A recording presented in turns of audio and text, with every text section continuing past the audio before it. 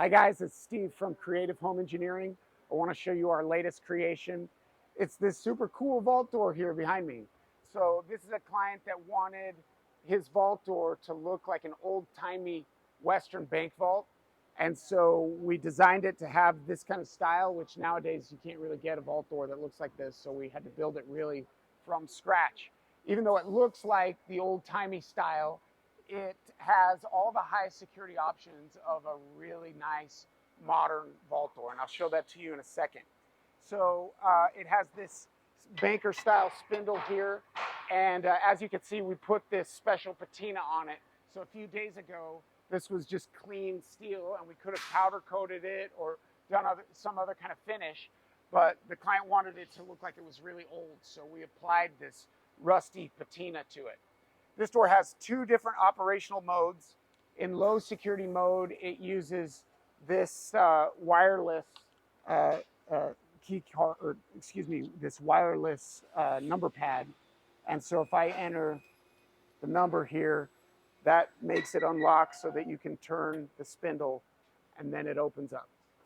And you can see when it's in the open position, we have these horizontal slots in here, and then on the door, I don't know if you could tell, we have these tabs, and the tabs go into the slots, and then the pins are all contained inside of here, and they're protected by this bulletproof fascia panel. So this is a much harder door to break into than a traditional vault door that has cantilevered locking pins that extend out the sides, where the cantilevered locking pins are vulnerable to pry attack.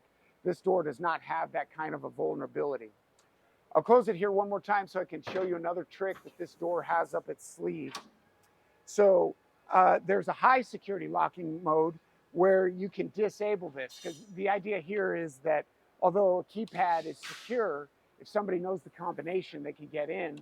And if you're using a door like this to protect, let's say, guns from your own kids or other people that might have privy, that might be privy to the combination, you might want something that's even more secure than a wireless number pad like this.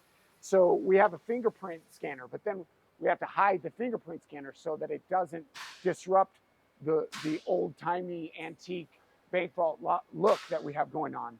So we have hidden the fingerprint scanner on the back side of this structural member here. So if I slide my finger back in here, there's a fingerprint scanner, and I can just scan my print, and then once it reads my print, then it will unlock, and this door will open again. And then on this side of the door, there's just a toggle here that allows you to switch between the modes. And if you're on the inside, of course, there's a button that you can press that will release the lock from the inside so that you can operate the lock here. And then also, everybody's always curious to know about the egress in case of an emergency, like what happens if there's a power failure or something. All of our doors will always have an emergency release, which is what this pin here is. So it's kind of like a grenade linch pin. If you're inside and you pull that pin, then you can operate the door manually, and so you can never get trapped in there. So this is a cool door.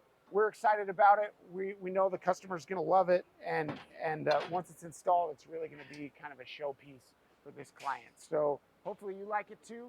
Let me know if you have any questions or if you want us to do something similar for you.